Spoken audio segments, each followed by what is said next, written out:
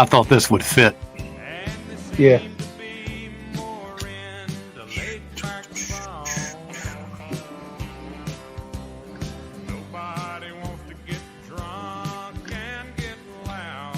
I will. I was just say the same thing. Dirty Will. I'm as good once as I ever was. That's the song. Yep. All right.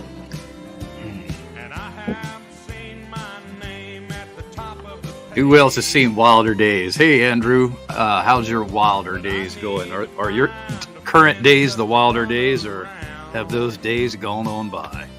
Andrew's a wild hog. He's a wild child. Oh, man. How we sounding, Andrew? Andrew's tilting back a handle right now, preparing for the show.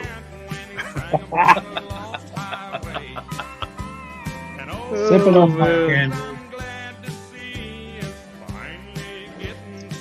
I've only eaten it at O'Charlie's once. I'm thinking that's about the same for me. Maybe twice, but I can remember once.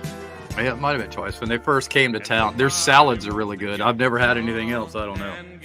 You know, I was talking about a place today that I missed, their salad bar, and that was Quincy's. Did y'all ever have a Quincy's?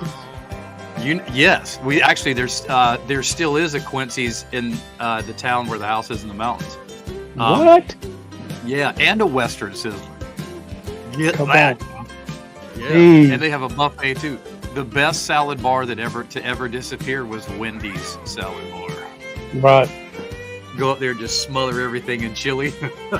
Exactly. Oh man, that was like Wendy's and Waffle House were running neck and neck in my world for a while.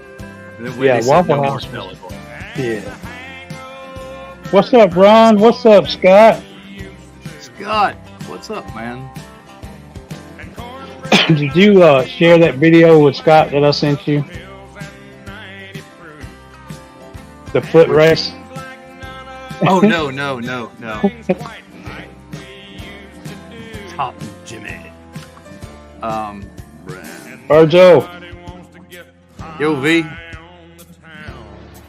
Cash Money P's in the building, y'all. You better be. Shut those down. Yeah, they settled down. He said the F word. Yeah, buddy, it's about to get deep. Yep, we got a few F words coming for y'all, that's for sure. For show. And, definitely had some rowdy times, man. Jeez Louise, man. And when he says moved off. Yeah, sing it. Talking about moving off to LA. So many friends, they're all over the world now, pretty much. It's crazy. Yeah. And, one very close friend was in Alaska for a long time, not far from Scott's brother, actually. There was like 4 or 5 friends that I had in Alaska at one point in time there, all at the same time.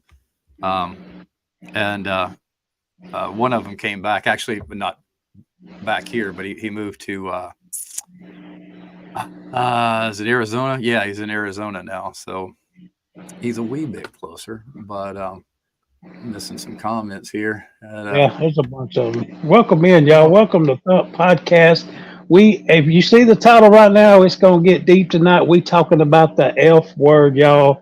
And I'm going to tell you right now, you might want to bleep me out, Dirty, when I say the F word.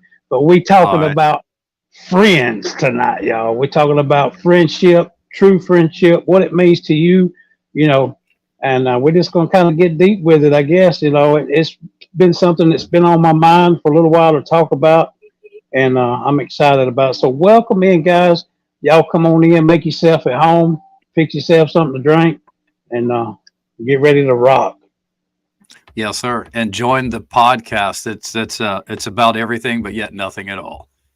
Absolutely nothing. We're going to be all over the place. We always are, and we don't care. That's why we're here. You got a topic, bring it up.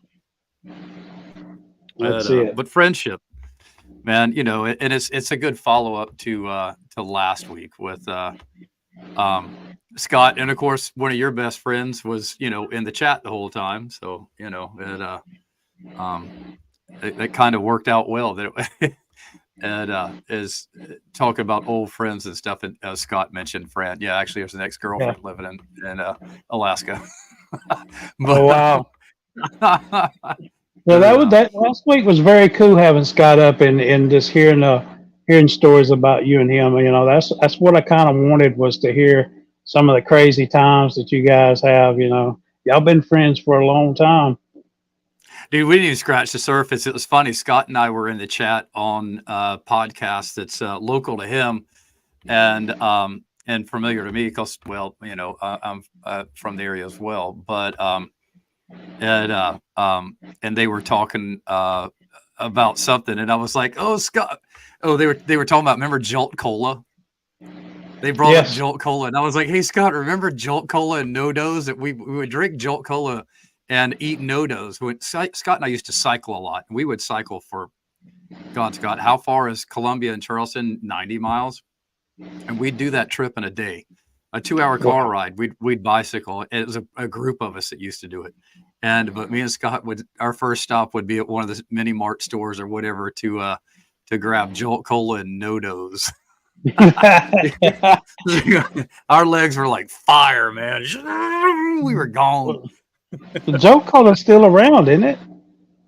Yeah, you can still find it. You have to order it, I think. I haven't seen it in stores, but it's online.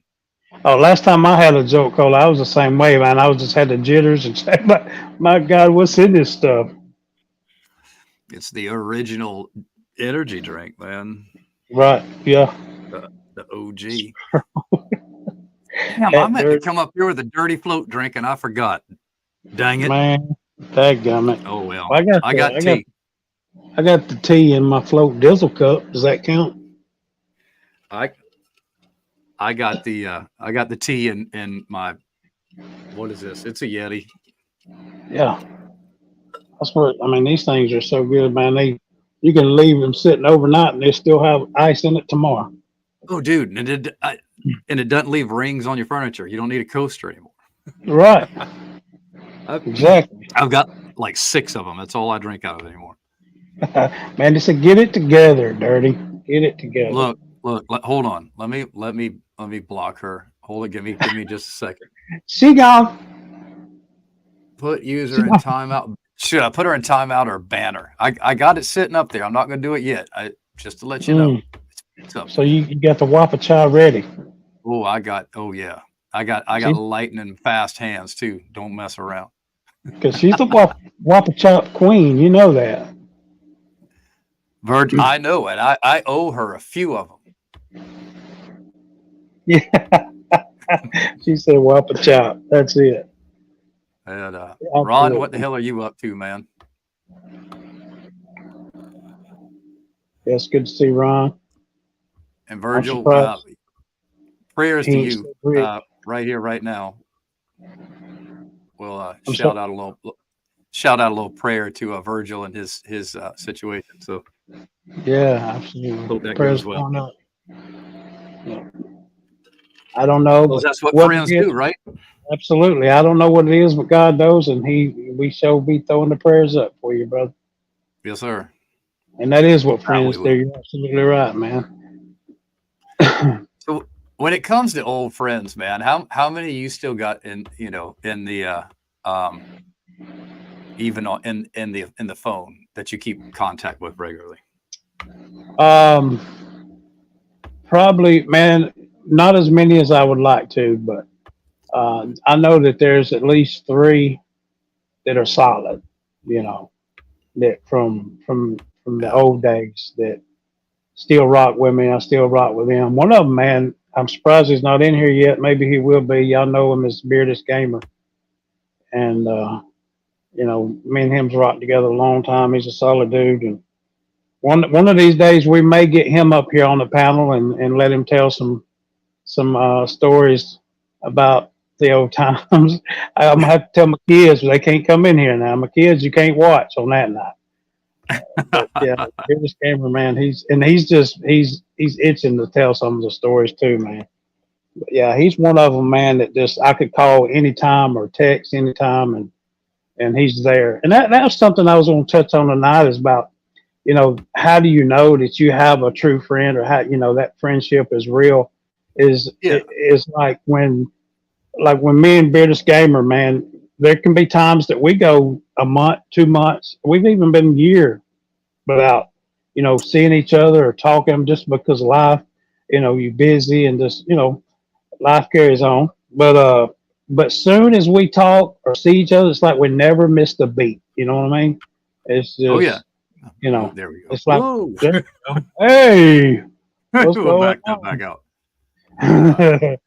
But that, to me, that's one sign of a true friendship, man. That uh, it's like, like I say, you can go weeks and months and years without talking, and just never, as soon as you do, never miss a beat. And another one is her name's Lynn, and she may be coming in here tonight too. I sent her the link, and Is she's that the another one one. that you go to the beach with a good bit? Her No, and her husband?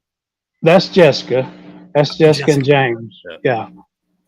Lynn, I've been knowing for, man, 30 years, I guess.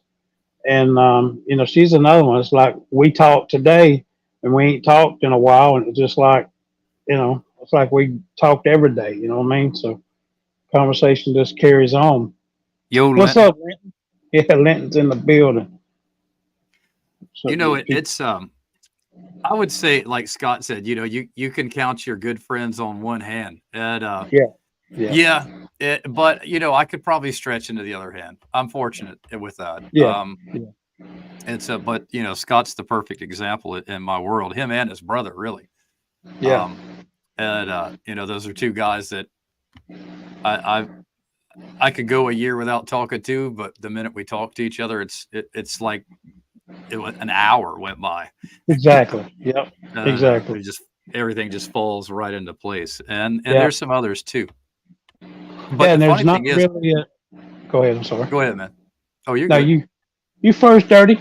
Uh, but I would say the collective group of everyone in our neighborhood that we grew up with, we all still talk to each other regularly. You know, Right. um, are we all very close friends? No, but we all still hang in certain circles and see each other and hang out a good bit. And Yeah. there was a bunch of kids in our neighborhood, dude, and we still all talk, which is cool. Yeah. Few people can just even say that, not even just on the close friend mark, but just, God, there was a bunch of kids in our neighborhood, and we all still communicate. Yeah. Well, like all the kids and the friends that I had back when I was a kid and a teenager and stuff, sadly, most of them are locked up or, strung out or, dead. And it's sad, man. Hmm. The close friends that we were, that, drugs kind of destroyed that and took a lot of friends out, man. Dude, But the same one, here. Same here. but the ones that are still there, man, uh, shoot, man, you can't ask for no better friends, brother. You know, Mandy's another one, man. Mandy's another one that, we've known each other, I guess, probably what, 7, 8 years now, I think, maybe. It's not as long as others, but dude, it's like me and her can do the same thing, not talk for a while, and it's like never miss a beat, man. She's always got my back, man. And another way, a true friend, how you can tell is you can be smiling on the outside, you know what I mean, but that true friend knows something's going on, something's Knows. wrong. Yeah. Yeah, and they knows inside, and they reach out to you every time. And Mandy's one of those. Beardless Gamer, Lynn's one of those. That just kind of knows they can read you better than anybody can. Yeah. It's, you talked a second ago about losses. I've lost some really good friends to dumb shit. And be honest, their own stupid ass mistakes. Yeah, But that doesn't make them any less human or any less of a friend. We all do dumb shit, but there's some that I've lost contact with for years because early on, either during high school or right after, I could name a good fistful of them that found their butts in prison. One of them Yeah. I would love to have up here. His stories would blow your mind. Right. But and it was kind of, when we got out of high school and stuff, he was Scott will know what I'm talking about. His name is Ron, not the Ron in the chat. Boo Boo. I don't want to say his last name, but Scott, you know where I'm at. His nickname was Boo Boo. Boo boo. And Boo Boo. And wild as hell, man. Jew, God bless, he was wild. But and as we got older, what we thought was older, you get out of high school and you think you aged 20 years. Right. But it was like, got to distance myself from him. He's bad news. And he went to prison for 8 years, and came out a really good dude, came out a really positive guy. His wife stayed with him the whole time he was in prison. Never left him, never divorced him, nothing. And got into professional fishing, actually, and offshore, and Right. and still does that to this day, man. But the turnaround was that he's one that got it. He's one that understood. I'm a fuck up, and there's another F word for you, and turned himself around. And he had a relapse once too, years down the road. And first person he called, and he and I don't speak all the time. So this is referencing on that too. Who'd he call? He called me out of the blue. Dude, Right. I just relapsed. I need you to grab he said his wife's name and come get my ass. And we did. Yeah. And he said there's very few people that I think are going to be accepting of what just happened to me and tolerate me. And you're the guy. Come get me. I was Right. like, that kind of hits you, man. It's Yeah. like, damn. And I was an hour away, but I didn't tell him that. I was like, I just Yeah. On the way. And there's, no judgment, no, holding anything against the, it's, that true friendship. That's it. I got you, bro. We'll get through this. I love that, man. especially when they call you, because I didn't know. I didn't have a clue. I wondered why I hadn't seen or talked to him in a while. And then his wife sort of filled me in because I picked her up and then we went and got him. And she kind of filled me in as what was going on. But that was, 7, 8 years ago, maybe 9. And it was about 8 years ago. And he's been fine ever since, man. He had that one relapse that lasted about Yeah. 3 or 4 days. Right. And that was it. Thank God he's good, man. Because there's a lot of them. Yeah. Yeah. That I know I had a friend, man, that, he had everything going for him, man. School, had a great family. Just had everything just going for him and lined up for college and, to have a good career. And man, he got hooked on drugs, bro. And I think it was crack that he got hooked on. And man, I watched his life just, it tore him Willard. down. He was selling, his car piece by piece, and it Right. ended up taking his life, man. And it was sad to see a young man like that had everything to look forward, man. He had, could have had a great career, life, and then just destroyed by that. But Will's in the building. What's up, Will? Yeah, he is. And I wanna Andrew ask- here said, go ahead. No, you go ahead, brother. We'll get this figured out about 10 episodes from now. It's all right. Andrew said, did he teach you a little fishing? He did, dude. Yeah. Ron is an amazing fisherman, and he's got anybody that's out there that's familiar. I don't know of anybody in here other than Scott that's there. Any lived anywhere near the coast except for the two of us, but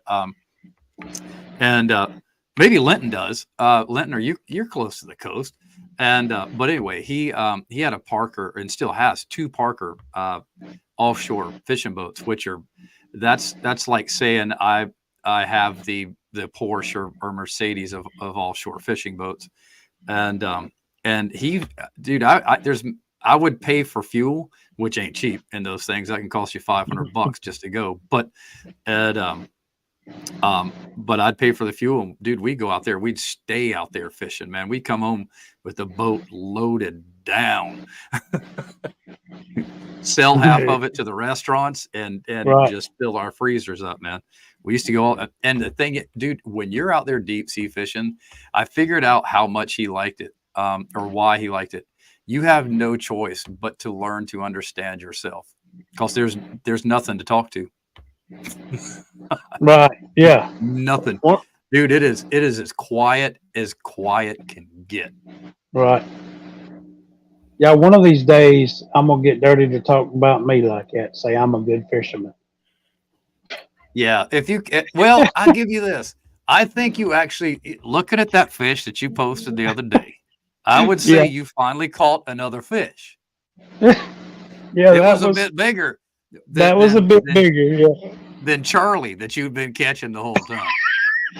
Charlie, that poor fish has been catching over and over. The lip is all messed up. Oh gosh. Man, but you know what the funny thing is too is the friendships that have come around on just on YouTube. It's crazy Yeah. how much contact we keep with each other. Exactly. And I think that hints to the power of the and the depth of the friendship. And outside of on a live, how many have I met in person? Will, Brittany, Yeah. James, that lives near him. That actually, I don't have his. Where's his hat? I got Virgil's virus. Where which camera? Yeah. I got his sticker.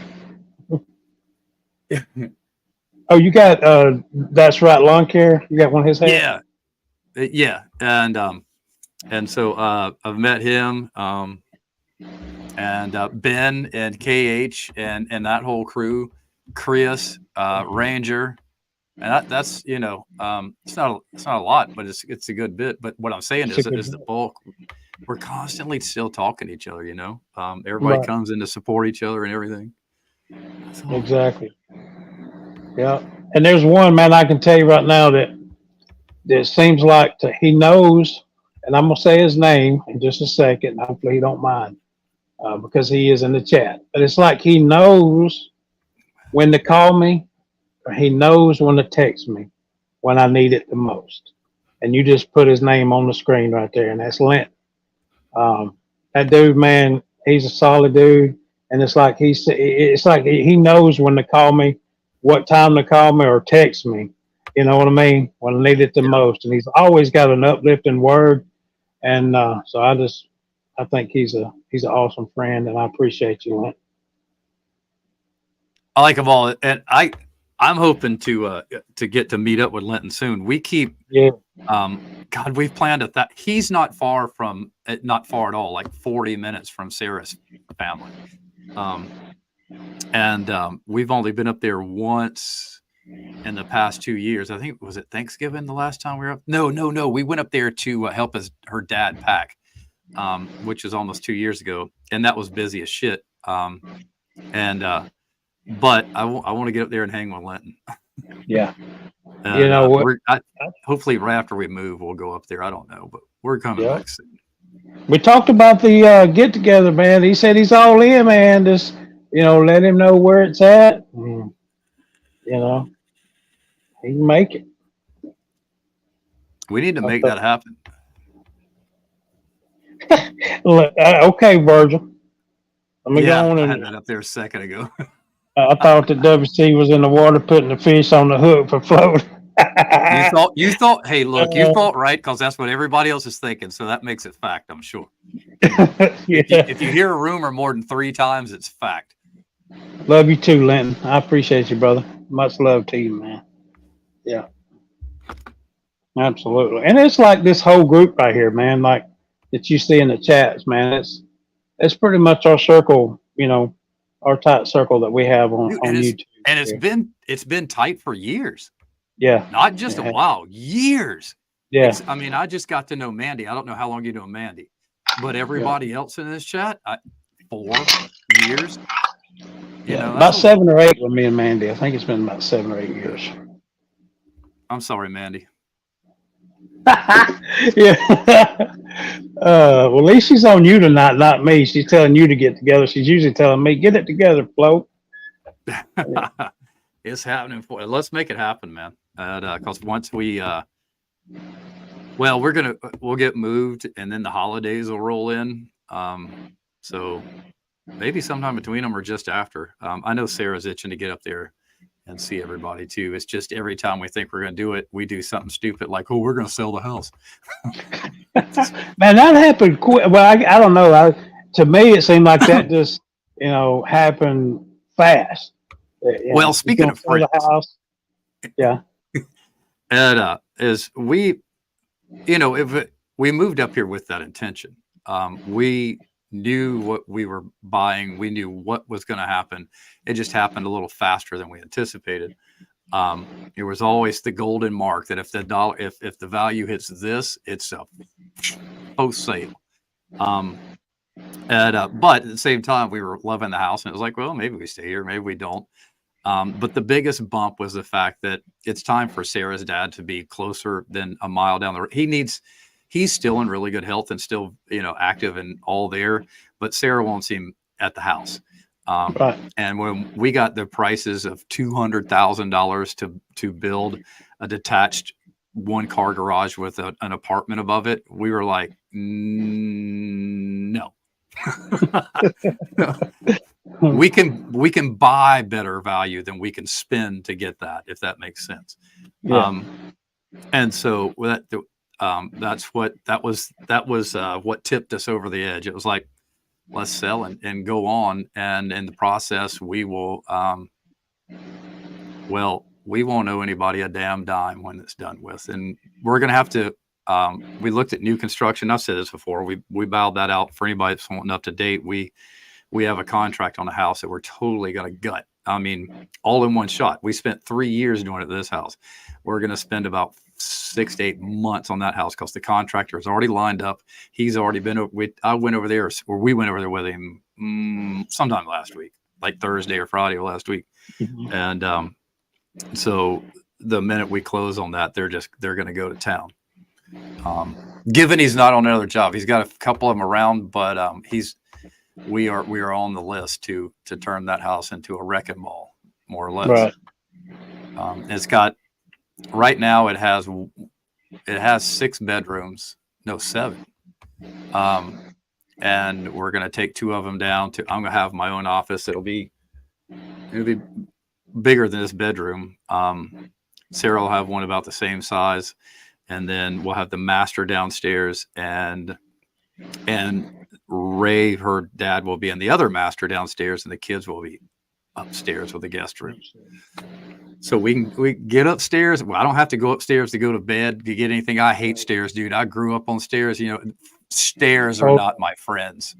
Time out. I did not once hear float room. I never heard floats room or anything. Dude, yeah. Well, you know what? All right. I'm gonna put a sign on the spare bedroom it's gonna say float room. Float room. My friends are going to swear to God that's where I go to smoke all my weed, but right. It's not. Yeah, you sit there floating around. Where's your hat float? It's over there, brother. Tonight I was like, I wanted to wear these headphones so I could actually hear a little bit, man. It was kind of hard for me to hear last week, and so I just wanted to try them out. But I'm going to try to get some kind of inner ears, something like that, to where I can get the cowboy hat back on, because it is on the logo. Thank you, Scott. Appreciate it. Everybody here, we're trying. It's going to take us a while to work the kinks out of this and find a rhythm, but here we are, and here you are. I don't know how bored you are, but and Linton, yeah, thanks, man. It's and the funny thing is, we're only moving 2 blocks over. We're not on the same street, so it puts us back another block or 2. But all things considered, we're moving. Let's just say 3 blocks. So it won't be expensive when we pay the movers. What's that? You said you're closer to the water, though, right? And we're closer to another river, right where we are. That's the the whole city is basically a peninsula. Right now, we're a block away from one river. When we move, we'll be a block away from the other river. Gotcha. And a house that we were looking at a couple weeks ago, that was new construction. We had access to the water on that property, but that house just it wasn't going to work. Did Andrew just ask me why move at all? Was that a current comment after I explained that for 5 minutes? Andrew, am I already going to put you in timeout? I wasn't going to say nothing. I was going to wait till you saw it, but yeah. I want to ask the chat too. When you saw, I want to see a show of hands. When you saw the title of the live tonight, how many thought you was going to have to come in here holding your fingers in your ears because Dirty's going to be dropping the F-bomb? Which he probably will be, but you know, when you see that title, like, oh Lord, yeah. So, show of hands. Only 30 minutes in. Right, yeah. We still got plenty of time. It could happen any minute now. It could. It could. Andrew almost got me there. Andrew almost get blocked. Love you, Andrew. Thanks for coming in, man. I always like seeing Andrew around. Andrew's fun. Absolutely. Yeah, Petey's one of them. Petey, the Waccamaw, and then below us is North and South Santee. There's actually 7 rivers that come together within a quarter of a mile of this house. Virgil said he thought food. Yeah. Hey, I bet you Scott thought the same damn thing too. I was going to plug my ears if Float said it. I'm going to say it right now. Friends. How many of us have them? Let's be friends. Who remembers that? Yeah, man. How many of oh man, speaking of friends, man, how about oh damn it. What's his name with the breakdancing pictures? Dan. Yeah. I was like, I said I don't believe it. I gotta see some popping. I gotta see a video. Yes. It was a cardboard. Yeah. You gotta break out the cardboard in your hand. I ain't believing you either. I ain't believing. I want to see the old the radio, the boom box, some cardboard. Yes, sir. Disease suit and popping and locking, baby. Anyone see? That's who we're talking about, Andrew. And he's still around on Facebook. I got on Facebook. I'm not over there much unless I get on the marketplace. And but his was one of the. And I usually have I can do this like 3 times on Facebook on just the post, and then I'm out. I'm done. So if you hit my top 3, I'll see it. If you don't, right. Love you. I just love you. Call me, text me about it. If I missed it and it seems important and I need to know, just text me. I'll know. That's right. Yeah, video it didn't happen. That's right. Yeah, he swears he could dance back in the day. He probably could. Andrew, this house didn't flood in 2000? Was that 15 or 16 with the 1,000-year flood?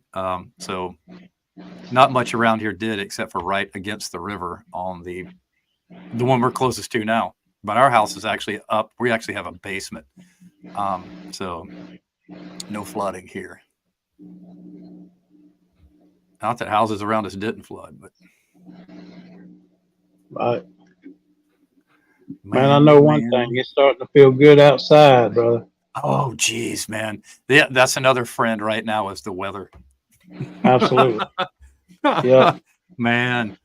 Oh, it is so good to, especially in the morning, just walk out and feel that there's a little bit of, it's not nip. It's, what would you call it? Crisp in the air. In the air. It's been good, especially when I was in the mountains over the weekends, man. I woke up at 7 o'clock in the morning, just as the sun was coming up over the ridge line. And so it's probably a little bit before 7. And It was, I rolled down the windows and I was like, man, this is it. This is it. This is what I've been waiting on. I get Exactly. my mojo back, after all that heat, it takes that crispy air to get my mojo back, man. That's right. In about a month, we'll be like, daggum cold. Right. And well, I don't know. It's kind of hard to say around here. There's some days in February, but um, not many days here, thank God. Mm-mm. I love the cool weather, man. I'm all Yeah, about it. oysters, shrimp, campfires. But yes, sir, Yeah. I'm all about it. Chili. Oh man, you said it. Some chili, man. Yeah. Grilled Yes, cheese sir. with some chili or some And cornbread. the funny thing about living here in this area in downtown, it doesn't fire up until, I'd say, from October till about April, maybe May. It's a beehive around here, man. We're always at everybody's house cooking out, and I mean every day of the week. It seems like in the winter, where everybody's at a different house, and we just Yeah. circle back around, and because everybody's so active outside, have bonfires and cooking out Yeah. and having a drink or two. It's almost every night. Scott, no matter what the title is, brother, we always gonna be talking about food. Yes, sir. And again, friends, that was um this is the first time since I met Scott. Well, that I took a serious move somewhere. I moved to Highlands, North Carolina for a while, but I was still back in Charleston almost every weekend. And moved up there where friends pre-existed, but wasn't there long enough to like it. It's also at that time it's a little different now, but back in 99, 2000, 2001, it was, there's nobody there in the winter. It's 99% tourism up there in second and third homes. So in the winter time and stuff, you didn't have time to meet people if you worked up there, because when you got time to socialize, 99% of the population disappeared on you until next year. Right. But here, we've gotten to meet some really cool people, man. Really, really, really cool people. And it seems that everybody, for the most part, gets along and stuff. There's that group that likes to play, with they play it more with each other, but it's called Keep Up with the Joneses. And, we laugh at them.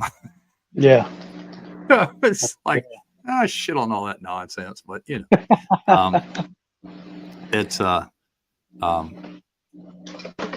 it's, it's good. Another thing, man, I'll ask you this. How many clients have you gotten throughout the years that are now friends of yours? Oh man, there's I'm gonna say there's probably not that many, but there's four. I mean, 4 or 5 that I talk to pretty much all the time, man. That become friends.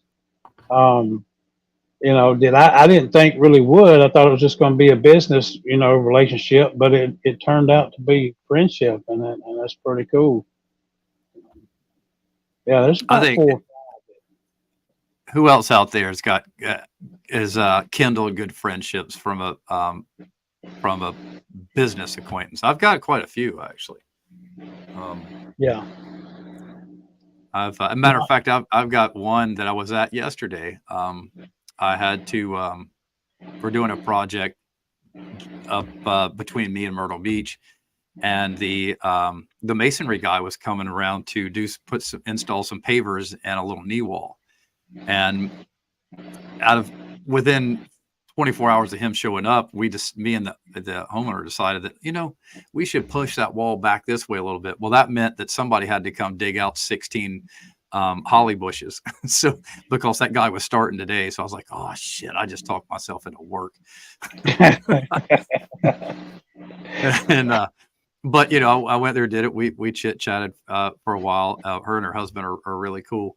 And she's like, you want some lunch? I'm like, yeah, sure. What the heck? She said, and she said, what do you want? I was like, Judy, what you got? She's like, well, we got fried chicken, we got, watermelon, we got some cottage cheese, and we got peaches, and what else she have? Chips and all. I was like, whatever you're serving. and I got a fistful of all of it. And she's like, "Here." I was like, "Damn!" Yeah. She just brought the buffet out, and but we sat and chit chatted for a while, and they're kind of a new close acquaintance, and so we're still learning each other's backgrounds and stuff, and have a good base. But we were going way back and stuff. So it's and Sarah and I went to her birthday party. It was that a couple weeks ago, and she had a live band out back in the backyard around the pool. And that was fun. That was a whole lot of fun, actually. Yeah. Speaking of lunch, man, the one lunch I remember that a client, I was working during the winter time. I was doing some clean out or something there at the house. I forget what it was, but anyway, they said, asked me if I wanted some lunch, and I said, sure. I didn't know what it was, but brought me out a hot bowl of tomato soup and a grilled cheese. Bro, Ooh, that's what I had for dinner the other night. Oh, I love it. that was hitting, man. That was like one of the best lunches you can have, especially during the cold season. Yes, and that I think that's this time of year is when I start. Actually, we had beef stew over rice tonight. It's that we'll probably have chili tomorrow night or something. It's that you got to have it. You want that warm. I mean, that cool weather food. And the nights are cool, so you can do it without it. But Virgil wants to know if strippers can be considered business associates. Sure, as long as it's tax deductible. Sure, that's entertainment, right? Right, that's strippers.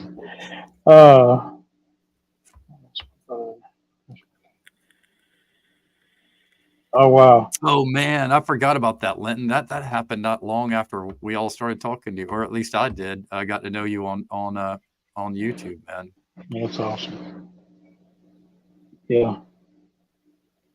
Linton likes to, he that mother likes to cool down. He likes to cool down the biscuits. You know what I mean? Yeah. No, he air fries them. Yeah. Oh gosh. If nobody's seen that video, hopefully you'll see it soon right here on the Thump podcast. Yeah. And you know what? Remind me. I'll preload that for next week. All right. Nice. That is one of the funniest damn things I've ever seen. Well, I watched it. Like a third time. Yeah. It's like the third time we brought it up on this podcast. Yeah, I ain't lying. I watched it about 6 times the other night. I found it on TikTok, and I watched it over and over and just laughed. It don't get dull. It's funnier every time you watch it. No, totally caught Nzinga off guard too. But she was prepared. She was prepared to take his ass out. Yeah, he thought it was his last. He thought it was his last day here on Earth. He thought Zeke was going to take him out. What made it so funny is you could tell that was nowhere near Nzinga's first time of threatening to kill him. Not even close. That's what made it funny. Yeah. Her reaction was like, it was like knee-jerk. I mean, it was like instant. Like she had done that a million times. Right. Oh, gosh. And they're still friends. Yeah, they're still friends. Right. Hey, that's that true friendship we're talking about, y'all. Man, right, you can blow the biscuits off the pan into the counter, and you still become you still friends. So you.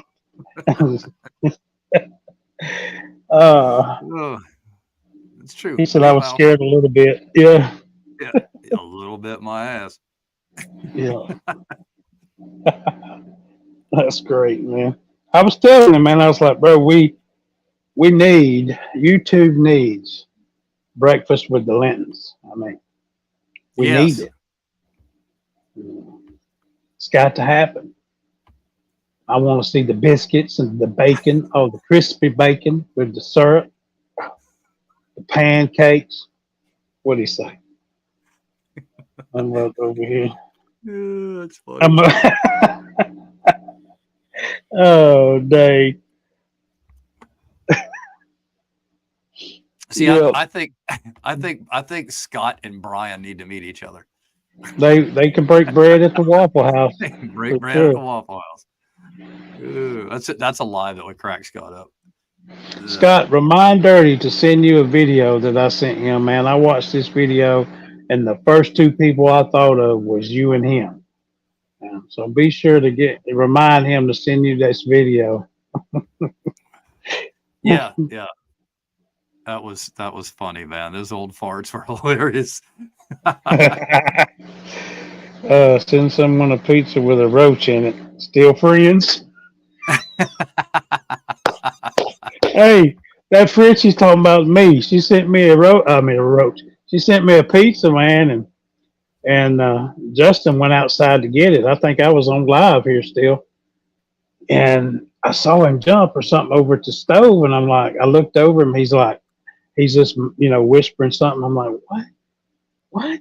And a dadgum, when he opened the box, a roach jumped out of it, and he's in there chasing it. So I had to end my live. No, I might have been live on TikTok. I had to end the live and go in there and catch a roach. I finally caught it and killed it. Did you still eat the pizza? That's what I want to know. No, sir, it went in the trash. So we didn't even get none of the pizza. Speaking of friends, and speaking of pizza, and speaking of social media, so what you're trying to tell us is that Mandy is the one that's been sending pizzas to certain people in YouTube. Well, she has me. Okay, that's fair enough. Yeah, she sent it to me. One night I remember I was live. I'm like, is that somebody at my door? I kept hearing the beating, man. Finally, I went. Was that like a couple years ago? Yeah. Well, yeah. Yeah. I think that was. It was YouTube. You were live on YouTube when that happened. Yep. Yep. She sure did. Sent me some pizza. We might do. I also might have a Linton's breakfast on Sunday. Hell yeah, we'll all have to get on Zoom or something and have a Sunday breakfast cook-off. And what was so bad is that pizza looked so good, bro. It was like one of the best looking pizzas I got, but it went straight in the trash. But they ended up, they ended up giving her money back, thank goodness. But I wouldn't. I'm probably through with that company. I ain't gonna be eating no roach pizza no more. Okay, well, you know what? That's actually this conversation, and Scott nailed it. What's the comfort food that is your best friend? Mine? Yeah. Man, I actually had some today, and that's Chinese food. I could do, that's probably one of mine. But I would say if somebody nailed it down and said, and it's not only the food, it's the atmosphere that it creates, but it's an oyster roast. Never had oyster. That is total comfort for me. You could akin it to campfire cooking anything, but oysters that's the food that I'm going to pick to be doing that. But anything socializing around the fire, that's my comfort food. That's good, yeah. And it just happens to be oysters and shrimp or that kind of thing around here, and some crab. A lot of people do crab. Catch the crabs. Yes, Scott, I love Chinese takeout. And yeah, man, I love Chinese food. That's what I had today. Man. We had street tacos for lunch.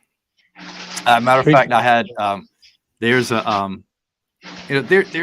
huge Mexican population here, and there always has been, and so there's always the authentic Mexican food is in mass supply. But there's two of them, and both of them are younger couples, probably mid to late 20s, and they have trucks. They're not trucks, but the enclosed trailer kitchen things, and and man, they are on point. And that's what I had for lunch today. I had chicken and pork street tacos, and got some for Sarah too. Yeah, man, but I got to eat those while watching Virgil's latest video. I got to get over there. I seen where he posted it. The thumbnail looked pretty interesting, so I got to get over there after our live and check him out. Yeah, I was like, what do I do? And I was sitting there, and I was like, wonder if there's anything on, anybody's dropped anything on YouTube yet. Sure enough, there's Virgil. I was like, damn, what's going on here? Yep. Cash Money P. And Sounds he brought up good. some very good points. You know, he got a little dirty. He did. That's why I offered to re-edit it in black and white for him. But it's Oh, yeah. But it's just there's some misinformation out there. You know, and it just or lack of information, lack of knowledge that certain people yeah. should just they need to re-examine how they're coming across. I guess is the best way to Mhm. put it. There's a lot of people that think they know more than they know, too. Yeah, but and it's only because they don't know the other side. They don't know the advance of where they are. Um, and and like Virgil said, you know, he completely um, invites them to his live streams to come up on panel without, you know, as long as they don't act like an ass, he's not like act like an ass, you know. So Right. um, and maybe that'll help some people. I hope it does. I hope to see Virgil's channel grow because I think he has a whole lot to offer the I agree. lawn care community. And I like agree. he said, you know, I would say out there, not even collectively, but just individually, I would say with Virgil and me between the two of us, I don't know of anybody that's got more experience individually. And Virgil stays up to date with all the um, pest control, you know, and aeration and Yeah. all that. Which I Tons of haven't done. knowledge. Yeah, I haven't done any of the insecticide, you know, fert and squirt or anything in years. But it's been on my radar recently because talking to him. But Right. you know, but that and aeration and stuff, which I know the knowledge of that. I don't have good practice with that because our soils are so sandy.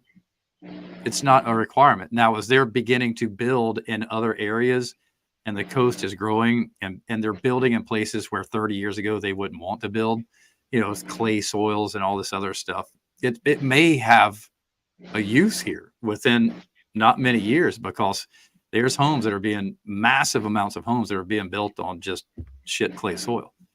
And they're going to need that kind of attention. Right. Yeah. Yeah, man. Virgil, I mean, watching his lives, man, it's like, and he's like up on all of his, you know, I don't know. The dude's got a lot of knowledge. I've learned a lot watching his streams, his Yeah, lives, man. definitely. Yeah. Definitely. And I like talking to him because you can bounce a lot of stuff off of Virgil, and whether you agree with it or not, you can't say it's bullshit. You know, No, it's he's gonna just a be different. real with you. Yeah, Yeah, he's gonna be real with you. Mm-hmm. it might you know it's another opinion that you can greatly appreciate. Whether you follow through or not, you get a full Absolutely. understanding and know that what he's talking about is true. And Right. and then what's lots of propaganda? I think that's what I'm trying to get right there. He ain't gonna sugarcoat nothing. Is what I'm trying to say. Yeah. No. And and I think we need that out there. Because there's a lot of people out there that just want to do nothing but sell their YouTube channel or products, and that's fine. I have no problems with that. I'm just stating the divisions in the lawn world or YouTube world that we know. You have that, and you have solo guys that are just out there nailing it. And some of them have been bigger places and came back down. Some of them not. Some of them are growing and don't know where they want to go. And that's why I don't like it. It's just because you've got some people out there that that are poo-pooing growth. And it's and I'm not one that's. I've been there, done that. I don't know what the future holds for me, but I understand where they're coming from. But yet they haven't experienced it. They haven't had 15 employees and can speak from experience. I think they speak from fear, or the inability, or maybe some of them. I know some of them are probably just mad they never got there. But it just bothers me because what I'm getting around to is, I see some of these people as friends, and I don't mean any ill will, but they need to Virgil would agree with this. They need to listen to criticism, and they just get bent out of shape when they hear it. Yeah. All they do is they get straight to bent. Yeah. Yeah. Well, I mean, it's like when there's some people like that, man, they think they know everything. They don't want to hear no criticism or anything. They don't want you to tell them nothing because they know it all. They've done it all. No. Or they're so set in their ways that even not only for themselves, they think that's the way the world should operate. You know, that's right. And in the lawn care community, man, I'll go ahead and say it, man. It's like the jealousy is insane in the lawn care community, man. Yes. About who's got the biggest and the baddest and this, man. It shouldn't be that way, man. I'm telling you, the lawn care community would be one of the best communities out there if everybody would stick together and work together. There's the battle of the mowers, man. It's like the battle of the mowers. the only chest thump that anybody can get out there in full display is the mower thump, man. Yeah. You know, it's like look at the goods I got. Yeah, let me tell you, I met a guy the other day, Dirty. Well, I say the other day. It's probably been over a year, but I said the other day. I met this guy, and his lawn care company. He has 2 push mowers. He has 2 weed eaters, and he had, a backpack blower and a handheld blower. Push mowers now. So he ended up buying a zero turn, but it wasn't for his business. It was for his property. And I delivered the mower to his property, bro. And he lives in a huge house. He's got a lake on the property. But everything he cuts, he uses a push mower. Good night, Mandy. Good night, Mandy. And there's several companies around here that do that because they just specialize in small properties, which tend to be the more detailed properties. There's larger landscapes and less turf. Now we probably have, good God, 50 or 60 estates / plantation homes that own 500, 600, 700 acres around here too. I'm kind of eyeballing seeing if I can take over one of them because they all have just overly impressive gardens in them now. Some of them are original, some of them have been added in the past 50 years.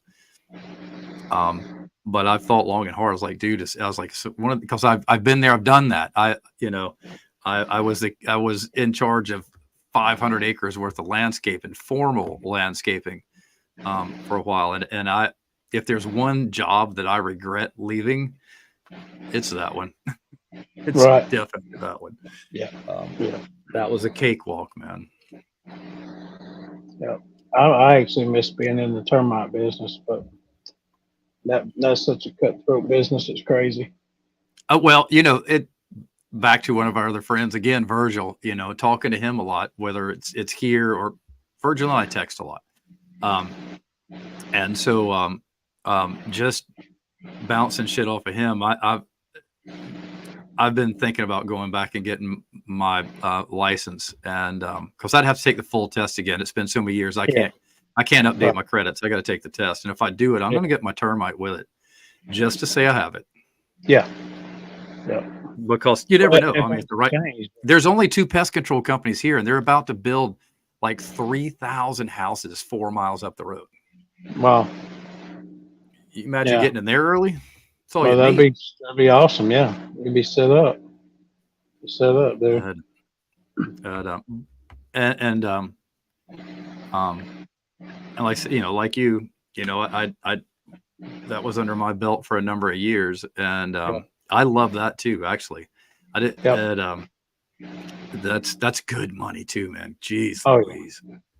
Yeah, I mean, 15 years. I got 15 years experience in it, and I should have. I've told this story before. I mean, I should have went out on my own. But when the guy that I was working for, the company was called Dexter Pest Control, and I was the termite manager and the pest control manager there. After about 7 years of rebuilding this business, I was planning on going out on my own, and the owner of the company got wind of it, called me in his office. He made everything sweeter, a new truck, a raise, all this good stuff to hang around for a little while.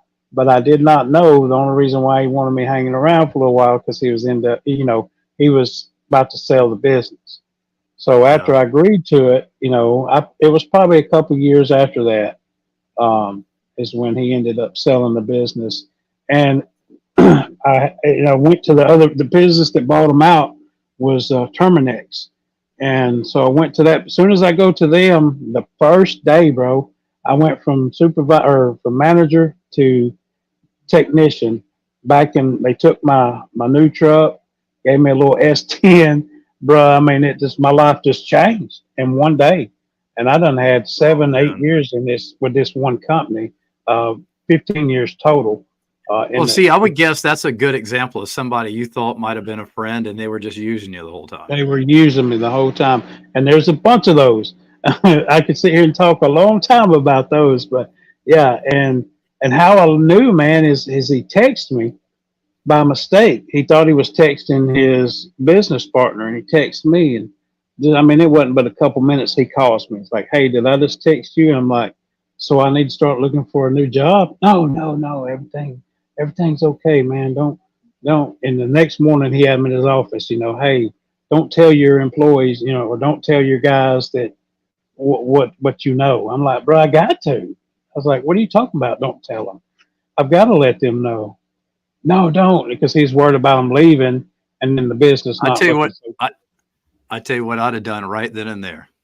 I'd have said, "You give me an extra 10 grand right here, right now. I'll keep my mouth shut." You know what? I'd have done the same thing he did. I'd have lied my ass off right out there and told them all and walked off. yeah, walked off. Well, no, I called a meeting and told him, man. He was so mad at me. I was like, I got to, man. They got to know what's about to happen, you know. But he wasn't going to tell none of us. And the company that bought us out came in, and of course they lied through their teeth and was like, "Don't worry, nobody's position is going to change, nobody's pay is going to change." And that all changed the first day, bro. And you know it always does because there's a new corporate structure coming in. Everybody should be. That happens all the time, man. Is that people are told that, and I've heard it 1,000 times. Yep. That nothing's going to change. I can tell you this: when I went to work at Magnolia,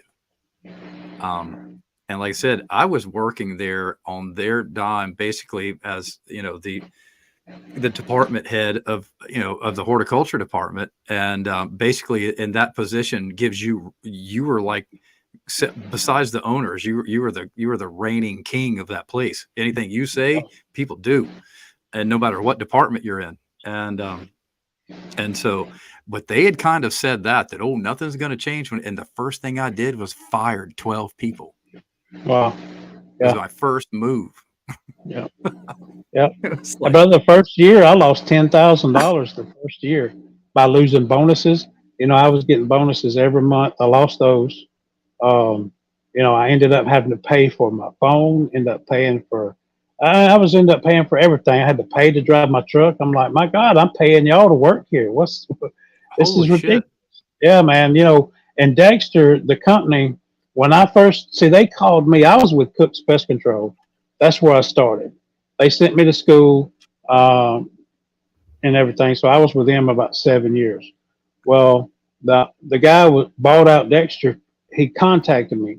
I knew him through a couple other people, whatever. Well, he contacted me, and he was like, "Hey, I want to offer you this to come over and help me, rebuild this business." Man, when I got there, all of the address and the information was on index cards.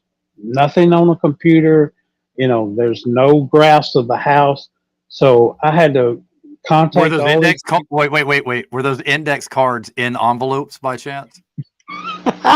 No. Well, maybe a few of them were. Maybe a few of them. They wasn't white though. They done kind of turned a little yellow brown color. Got that manila look to them? Yeah. So you know the deal. You've been in that business too, bro. I had to contact all of these customers, right, and one by one go out and do re-inspections on these homes, draw graphs of these homes, and put on the graphs everything where there was either termite damage, old damage, new damage, fungus, mold, whatever. So it took me like 3 to 4 years to get all of that straightened out. And then finally, after like the fifth year, the business just started booming, man. And we would have been, if he would have kept the business, we would probably be in the top three termite pest control Damn. companies in Birmingham. Wow. I have the inspector coming out to the house we got. I think that's tomorrow actually. But they're not going to find any damage in that house. The whole the joist in the underside of the house and the crawl space, it's all coated in creosote. Oh wow! You ain't gonna find a you ain't gonna find. Now I did find I found old trails up the in the garage. Oddly enough, the garage walls are cinder block. It's just the rafters and all that shit. That's wood. And the tunnels were going up the cinder blocks. So I'm like, well, that's now we're talking like 18 feet, but I mean, not the tubes, but the wall is 8. And I was like, that's weird. Where in the fuck did they think they were going? Dude, I just touched the workbench and it all but fell down. Wow.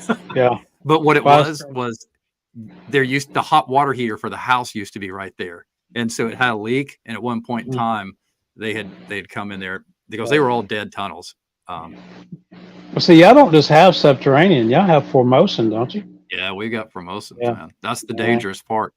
Oh, my God. It's that was the one thing I wanted the guy to look. I was like, man, the attic needs the biggest inspection. You know why? Yeah. And I said that crawl space is coated in creosote, man. Ain't no damn bug gonna be alive in there ever. No. Well, and two, man, it's crazy how termites are constantly foraging. So they'll hit a spot. It could be nothing but wood in this place, and they'll hit it, but then they're gonna move on and make a trail 100 feet over here and hit another spot because they're constantly foraging. So it's crazy. Termites it's are like crazy. Well, when we first got to the house, I walked around and I didn't see any bait stations. So that was the first thing I did, crawl space. Right. And because that's the first thing I did to this house. And maybe somebody will do it, whoever wants to buy this house or get serious about it, because you won't see any bait stations. But the biggest reason is that whole underside has been boricared. There ain't nothing coming through that either. Boricared is some good stuff, bro. Yeah. There's no need for bait stations in this house. Man, I'd go in these new constructions with that Boricair and just with the backpack sprayer on and just Boricair that stuff, man. And you're not gonna have any problems. No, not at all. But I will say this: I think that new house, I'm gonna have to encapsulate the underside.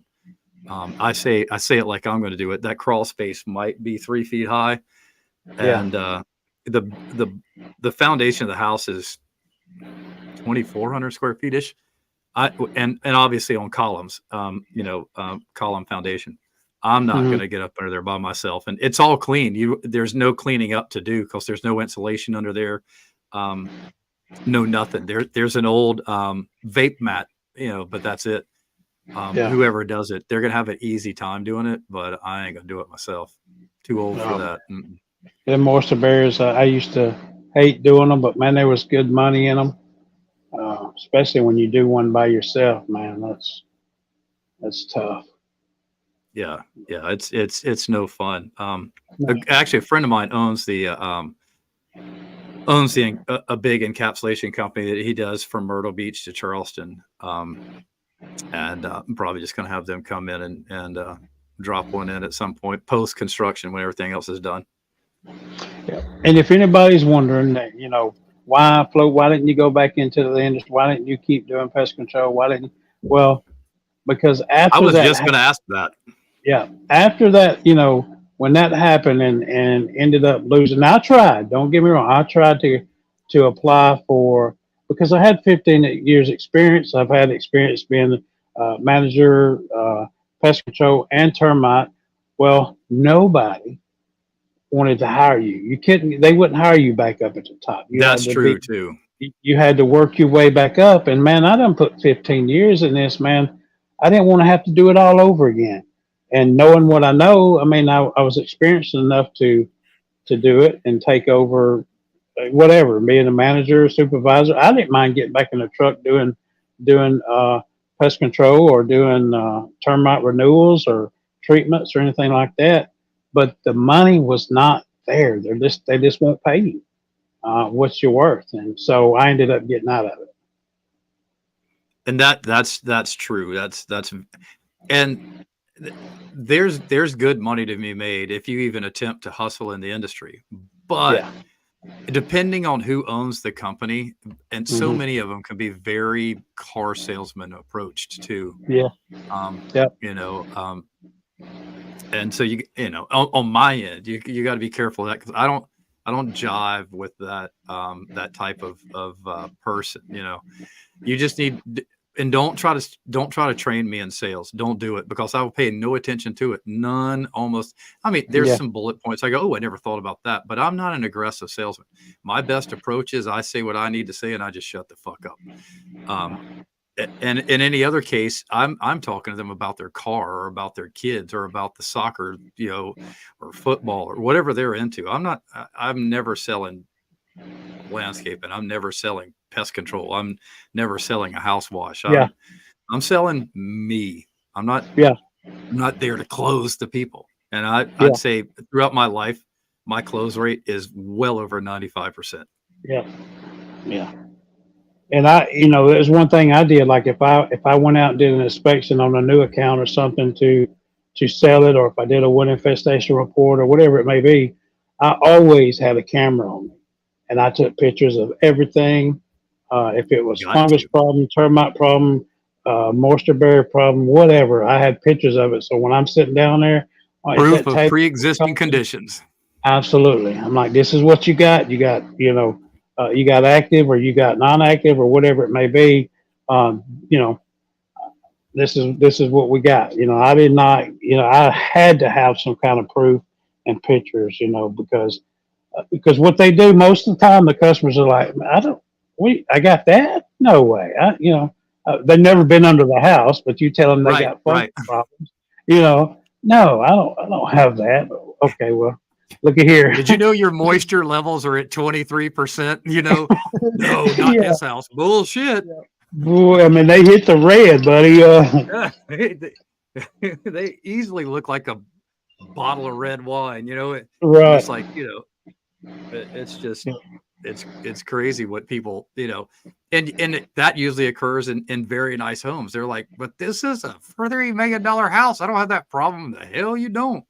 Yeah, yeah, buddy. If you don't get this moisture problem, you're gonna have way more problems than what you think.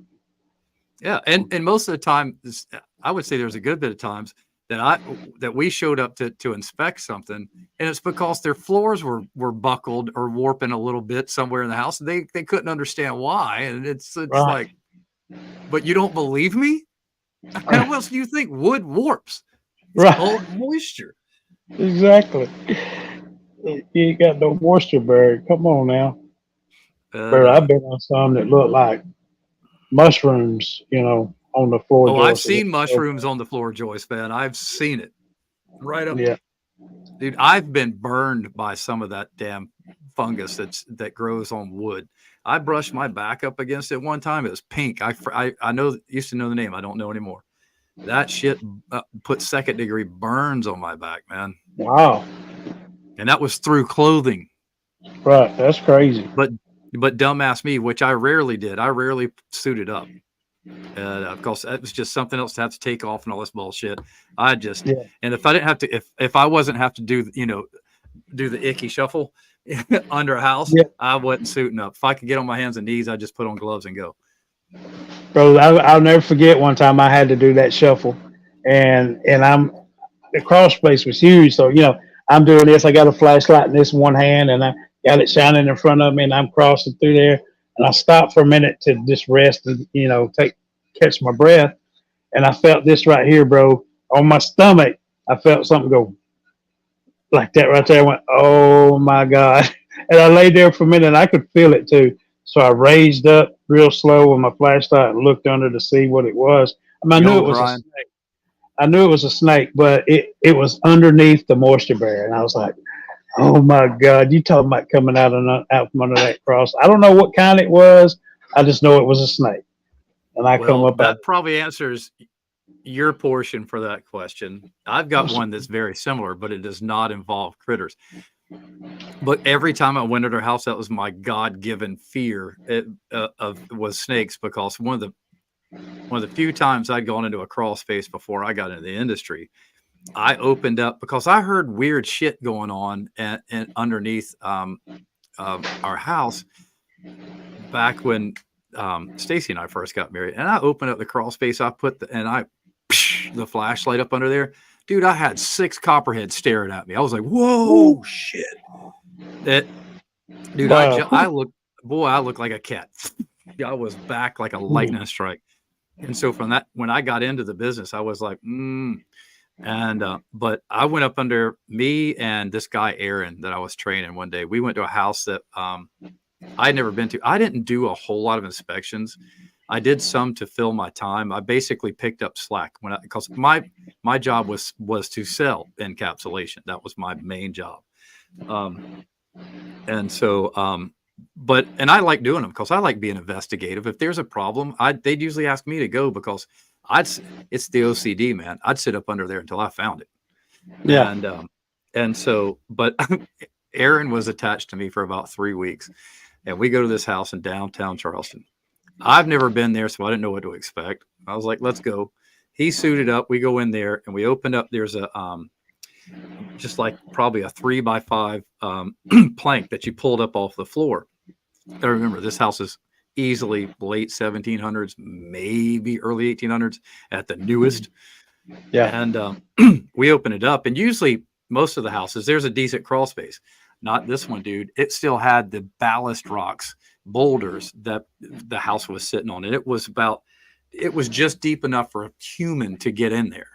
Right. And I called back. I was like, to the office. I was like, Andy, how in the hell are me and Aaron supposed to inspect this, man? Have y'all just been overcharging them for this place because you can't inspect it? So, the insurance policy is high, so to speak. Mm-hmm. And he's like, no, so-and-so, whoever had been constantly doing that route was like, no, they crawl it. And I'm like, there's no damn way, dude. I said, have you been in this house? He's like, no, I've never been to it. And so I put him on FaceTime for a minute. I was like, look at this shit. And as I was panning through, I noticed tubes about 20 feet away, maybe not quite that much, 15-ish. And I was like, oh shit, somebody's got to go inspect that. Or they got to pay to have these, $500,000 floors sawed up. One of the two. And so I was like, all right, I was like, Aaron, you hold the flashlight. I'm going to crawl. And dude, it was constant pressure against my chest and my back. It was everything I could do to fit between the ground and the floor joist. Yeah. I have my flashlight and I'm doing as best I can to get there. And I get within about arm's reach of I was on my back and going like this. And I was basically taking the floor joist to pull myself like this. My flashlight went out. I shit a brick, dude. I was like, no, hell no, dude. I was like, no. Dude, I went, the speed that I had a bloody nose and a bloody chin and because I went scrambling, dude. I was out there. I was out of there like a scared cat, man.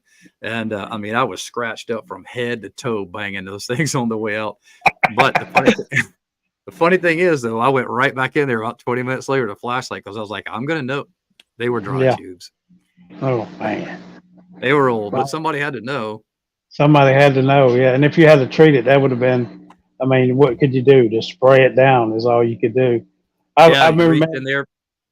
Yeah, just there with the fine tip and exactly. But I've got a few stories like that, or running into creatures. But I'm thinking of one right now where, I was the manager at this time, and we had a big job going on. We had a moisture barrier and some treatments and going on. So I showed up. I probably had 4 guys on this. I think there was 4 of us, counting me, so 5 guys on this job, and got underneath there with one guy. He's a smaller guy, but he was like, man, how do I get under these duct work, man. He said, I can't. I said, man, let me show you, bro. I said, I'm experienced with it. Let me show you how you work this duct work. So I Famous get, last words. bro, I go to crawl under the ductwork and show him this move that you do. And somehow or another, I'm on my back and the ductwork's here and I'm pinned to the floor, bro. I can't move. And I'm like, hey, somebody grab my feet, man, and pull me out. Bro, they laughed at me for 15. I stayed stuck for 15 minutes because they laughed at me and they would call, hey, come in here and look at him. He's stuck. So they'd all come under there and look at me. I'm like, pull me out. I'm about to bust this daggum floor. If you don't pull me out, grab my feet. Well, they made fun of me, took pictures and everything else of the boss man stuck under some ductwork. And I was going to show them young bucks what to do. No, it didn't work out. I got stuck. Famous last words when you crawl under a house, man. Let me show you. Hold my beer. Yeah, hold my beer. Watch this. Yeah. They go drink that beer too. You could be in there for a while. And another time, man, I got to the back side of the crawl space, and I'm looking up in the corner at the floor joists with my flashlight, and I'm checking up in there, and I hear, I'm like, Raccoon. oh my God, bro. I turned around. It was actually a possum with babies. Yeah. And when his mouth was open like this, I mean wide open. Well, I kept the flashlight in their eyes, and that's how I got out. Was, because they couldn't see me, so all this thing was a lot. That was a I've scary. had more raccoons scare the shit out of me and possums than I could count, man. Yeah, After a while, I was immune to that. It was like, yeah, shit. There's another raccoon. There's another possum. Whatever. Yeah, I don't know about you, but if I sit and thought about it, about what could take place or what was in that crawl space, You'd never go under the house. never go under the house. Yep, you're right. No, everybody, anybody that's been in the business knows that you can't sit there and get yourself overwhelmed with what could be there, because you would not get past the door. Nope, sure wouldn't. So I just had to hit it. It can be anything, man. But, the only snake that I actually came in contact though with while doing that as a profession was just it was a black racer. Thank God. That was the only. It was actually just doing this up along the foundation, the skirt. That's what I'm trying to spit out. Yeah. So that was the only time I ever saw a snake, and I was like, oh, whatever. And I just kept going. I got this far away from it. He didn't mind me, and I didn't mind him. Yeah. Well, I went to do this treatment one time, and it was a drill out. It was a 4 drill out in the crawl space, and there was some slab on the outside. Well, I mean, it probably would have took me 3 hours because it wasn't a big house, to drill it out, treat it. Probably 3.5, maybe 4. Anyway, I was talking to the customer before he left. He said, man, I got to go to work. You just, you do what you got to do. He said, but whatever you do not kill my snake. I said, excuse me? He said, there's a rat snake that's been under my house, for years, whatever. He said, it's a good size one. He said, but do not, he said, man, that thing takes care of my rats. Do not kill. I said, sir, if I see that snake, either it's going or I'm going. And he got mad. I'm talking about fighting mad with me. He said, you better not kill my snake. I said, well, when you get home and you got a hole in your floor, I seen your cotton picket snake. So that thing took me, bro, it took me like 6.5 hours, because I would drill a couple holes and stop and look around, drill some holes, stop and look around. And I did it as I was. Vibratory shit's going to agitate him. Yeah, I was like, stop, look, where's he at? Took me way longer than I should have. Have you ever gotten to a house and looked around, or gotten to the crawl space entrance and gone, I ain't crawling this? Yep. Sure have. I know I have. Yeah, man. The one specific one was this. It was a double wide mobile home. It was an older one. It was out. It was way out on one of the barrier islands that was at the time way underpopulated compared to the rest of the surroundings in other places. It was a hunting cabins. What it was, they'd put it out there as like 10 or 12 guys owned like 200 or 300 acres and had a double wide put out there for them to, basically make camp in. It's nice, but it was old. It's clean. There was nothing, but it wasn't new or anything. But they decided they wanted to get a termite bond on it, and so I went up there and they had the a brick skirt put around it as well. And so I opened up that crawl space door and I looked up under there, dude, the conditions that foundation was on. I was like, hey, dude, they had like 4x4s and 2x4s just stacked up holding that trailer square. And like it was like a 70s fucking trailer, man. And that the steel beam members on a mobile home that were those things, dude, they couldn't have been more than 1/8 of a millimeter thick anymore. I was like, no. If I sneeze underneath this fucking house, it's coming down. Right. I was like, I ain't crawling it. And then Ted, the owner, kind of came to me after at the end of the day. He's like, that's some buddies of mine. He said, did you at least scan the flashlight? Oh, I said, I scanned the flashlight, but I wasn't crawling shit. He was like, do you see anything? I'm like, no. He's like, right on the bond. They're friends. I'm like, okay, cool. I was like, but I ain't crawling. Dude, I mean, that thing looked like it was ready to fall down. I was like, I don't know how you walk in there. The one I denied going under, and I was a technician at the time on this one, and when I opened the crawl door and I looked, because I would do a quick scan before I went in, but bro, when I started scanning, snake skins everywhere. They were coming down the pipes, just wrapped around the pipes. They were in full doors. Oh, bro, I was like, there was just everywhere you look. So I said, there's no way. I'm not. And I called the customer out and I said, hey, I just want you to get down here and look and see why I'm not going under your house. He got down there and looked and he said, no, I don't blame you. I wouldn't go in there either. Well, there was one guy named Cliff that worked with us that didn't give a flip about nothing, bro. He wasn't scared of nothing. And he showed up and just right under that house and went all up through there. Never saw one snake, but snake skins everywhere. So I wasn't going in there. Nope. I've had bats scare the shit out of me too. We used to, and they still do it. I say we because I'm not there. Did bat extractions, and you can only do those certain times a year so that you're not disturbing or fucking up the population. And but this call was this lady just said that she kept hearing noises in the attic, and I called Mikey, our nuisance wildlife guy, because I did a good bit of that too. I like doing that, so I did a good bit of sales on that end. And I said this is what she's hearing.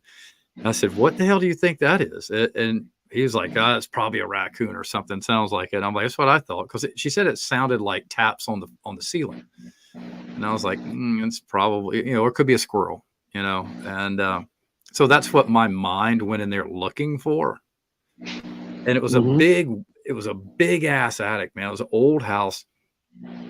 Looked like something like the Amityville Horror House. Literally had the two windows with the chimney going in between them, and because that's I remember that because that's the windows that I was walking towards. Dude, the minute I got within the reflective light, I spooked about 1,000 bats. Holy! And I was I smelled no guana, none. Usually you can go into an attic and you're like, oh shit, bats. Yeah. Didn't smell a thing. And so I was walking around there convinced I'm looking for a raccoon or a squirrel, and looking for where they're coming and going, or looking for their markings, couldn't see anything. All of a sudden bats just go fucking nuts, dude. Oh my god, I couldn't believe I didn't have a heart attack that day, dude. I couldn't believe it, man. That scared the shit out of me. Yeah. And the thing about it, if you do find a raccoon, man, it's like you got to either eliminate, exterminate, take him out, or you've got to take that thing. If you release one, you've got to take that thing a ways away, because it will come right back. Yep. And if you take it a mile down the road, it's going to come right back. You got to take that thing, a long ways off so it don't come back. The funny thing is, in South Carolina, it's against the law to do that. You have to terminate its life, I mean, yeah, and it's silly because the science has shown that. Well, the theory was, and the old science is that they don't survive because they're outside their elements, and you put in an environment where there's another animal, another raccoon or possum or whatever is the dominant one, and they're going to kill him anyway. And I thought, well, who gives a shit? At least he had a fighting chance, no pun intended. right. And Ted, our owner, thought that too. He owned a shit ton of property out in the country. That's where we took everything. But yeah, it legally you're not supposed to do it in South Carolina. You're supposed to call DNR, and they're supposed to Take them out. give Yeah, it the juice. right. But they've gotten lax on. They've actually come around to saying, okay, you're right. Fighting chance might be better than nothing, and so there's certain permitting you have to extra steps. Of course, government needs your money to go drop a raccoon off 10 miles down the road. Yeah, that's right. Yeah, yeah. I've dropped them many off, and took them across town and dropped them off in some new woods or something. Because a lot of the customers didn't want them killed or taken out. Yeah. They want you to replace them. Yeah, nobody wants them hurt, really. They just don't want, Yeah, especially if they're not rabid or anything. They just don't want it in their attic yeah, or just coming don't. back. Hmm. We Yeah, had Mikey, the nuisance wildlife guy. That dude was a master at extracting animals, man. There's no animal smarter than that son of a bitch. He got them every time, man. that's awesome. Every time, man. Yeah. He's still there today. He's good, man. He's real good at what he does. And, it was The kind most of I fun. caught was four in one location. Was four. I Whoa, guess it was wow, mom, dad, and kids. But it was I caught one, took him off, and then there was another one, and it yeah. wasn't like catching them all at the same time. This was over a period of weeks, catching these things. I finally ended up. It was 4 or 5 of them. I can't remember, but ended up getting them all. And they did a lot of damage to that house too, up in the attic. Oh man, they'll screw it up. That's the bad thing. Yeah, Especially squirrels. It's the smallest ones that'll wreak havoc. A lot of times, coons and possums, they're just there to chill and have their babies or whatever, or make them. hmm, Squirrels yeah. will destroy your shit. Well, they're chewing on everything. Plus, they Yeah, bring in all these nuts, and you're gonna have shells, and it's just crazy. Yeah, it's a mess.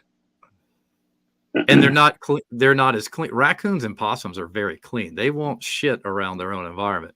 Squirrels will just go 3 joists over and take a poop and come back. Float, you should have played dead. I thought I was gonna die, bro.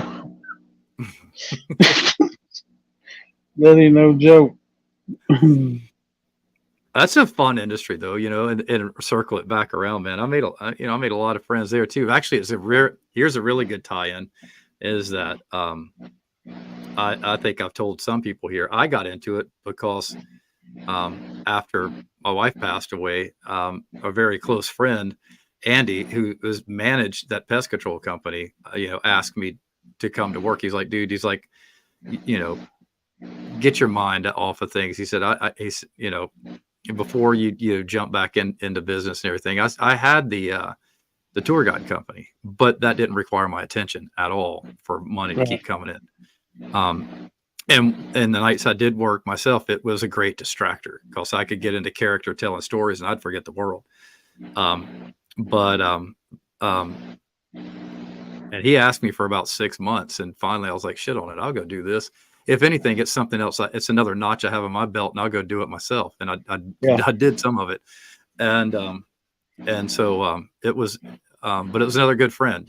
Reached out, could see where I was when I couldn't, and said, Right. let me help you out, dude. Just and he did. It was and if it wasn't for all those events through a great friend taking Yeah. that job and being placed where I was, I'd have never met Sarah. I'd have never met her.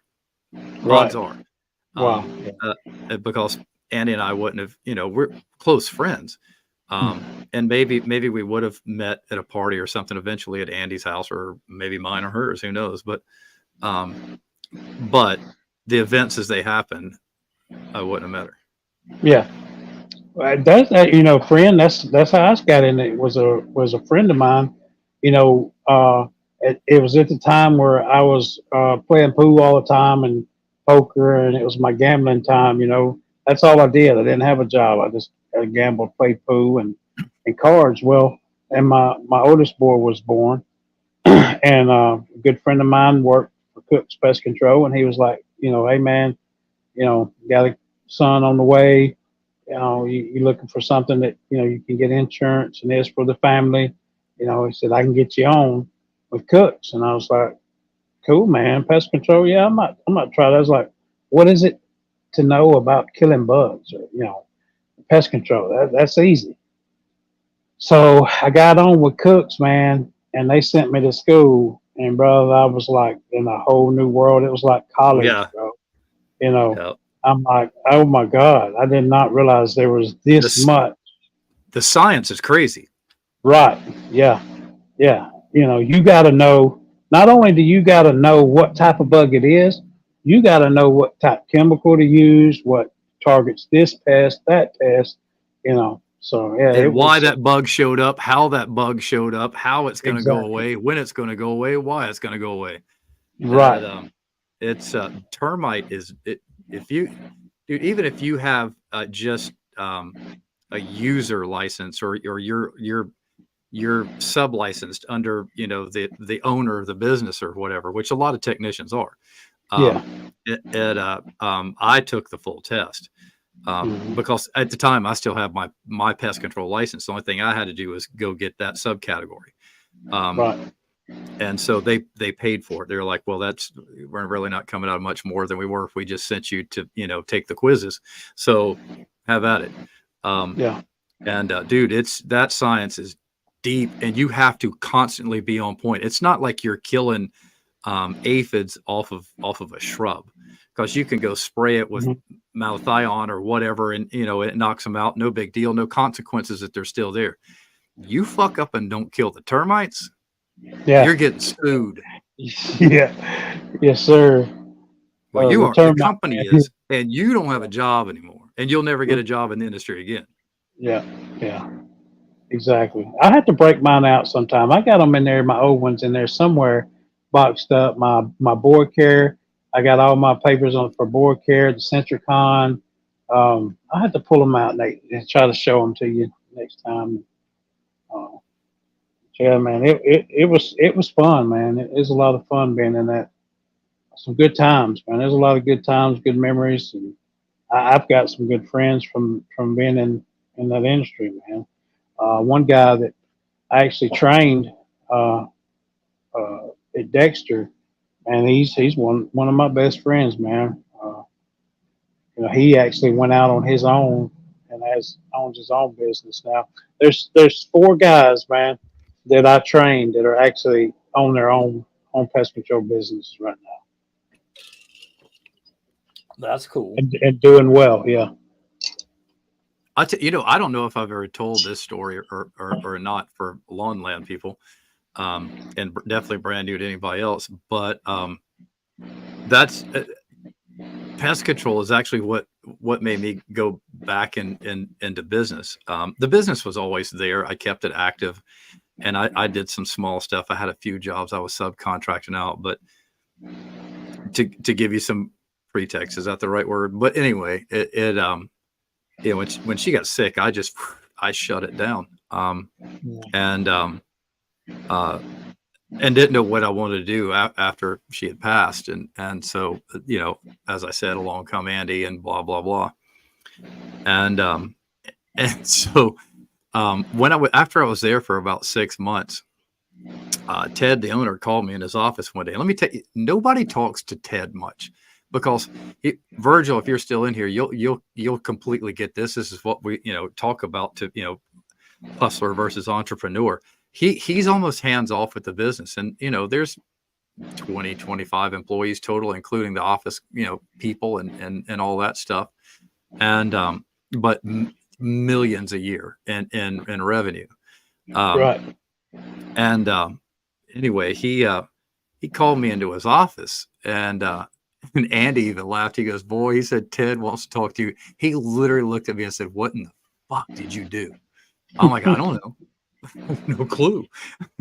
And so I go in there, and he's like, he leans back, and he's got this big old cigar. You go in there, and his room looks like a safari because he travels the world hunting. I mean, there's everything from all over the world. He's got a head or a mount of something that he's killed all the way around the world. Right. And it's all leather and, just dark. And it basically is a man cave, and a trophy room is exactly what it is. And he's got this big old cigar in his mouth. He just leans back in his chair. He goes, "I got to ask you a question." I'm like, and he likes me. And I think the reason, because he interviewed me to hire for the company, and he had never interviewed anybody personally in over 20 years. Don't know what that was about, but I found out, And so it was also for the fact that I wanted to come in at entry level as a salesman, and they had never done that before. So they needed his approval to even do that, and no experience on that end. But anyway, he said, "How much do you miss landscaping?" I was like, "It'll always be a part of me." I said, "What are you getting at?" I said, "Do you think I'm getting ready to quit and leave and go back to it?" I was like, "I like where I'm at. I'm good." He was like, "No, it's not where I'm going, kid." He called me kid. Fucking 45 years old, and he's calling me kid. But I kind of liked it, though. I dug it, Right. But he said, we've been thinking about growing this company out into different sectors. And he said, a couple of years ago, we thought about expanding into lawn care. He said, "I want you to survey all of our existing clients." Dude, that book is like this thick on, legal size letter paper. I was like, "You want me to call them all?" Yeah. And he's like, "The obvious neighborhoods, call them."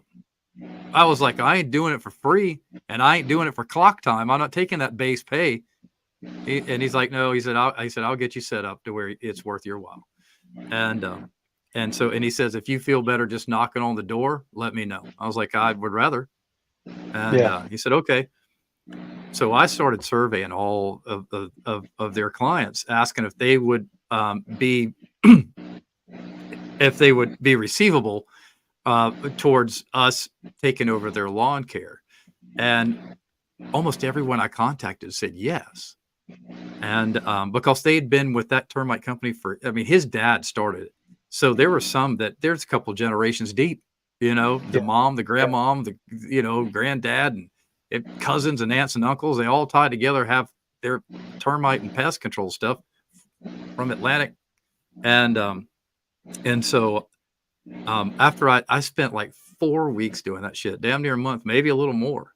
And I was like, "So what's the move? What are you going to do?" And we talked a little bit about what my role would be, what a potential salary would be, blah, blah, blah, blah. And then I didn't hear anything for about another month. And I saw him come into his office one day, and I walked in there, and I said, "Hey, dude." Well, I said, "What's up?"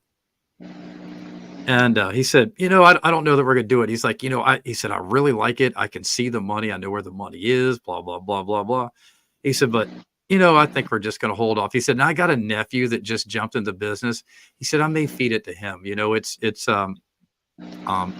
I'd hate to think that I started this and I was basically hard competition towards my nephew that was just trying to get in." And I was like, "It's a different field." I was like, he's not going to get these clients out the gate unless you give them to him. He's got to learn the ropes and stuff. And he's like, "I know," but he said, "You know what I'm saying?" I'm like, I get it. But what it did was it jump started me. And he was it was about another month went by, and I was in his office telling him I quit. And he looked at me dead in the eyes. He goes, "It's because you went out there and took those landscape jobs, isn't it?" I'm like, "Yes, sir." Yes, sir.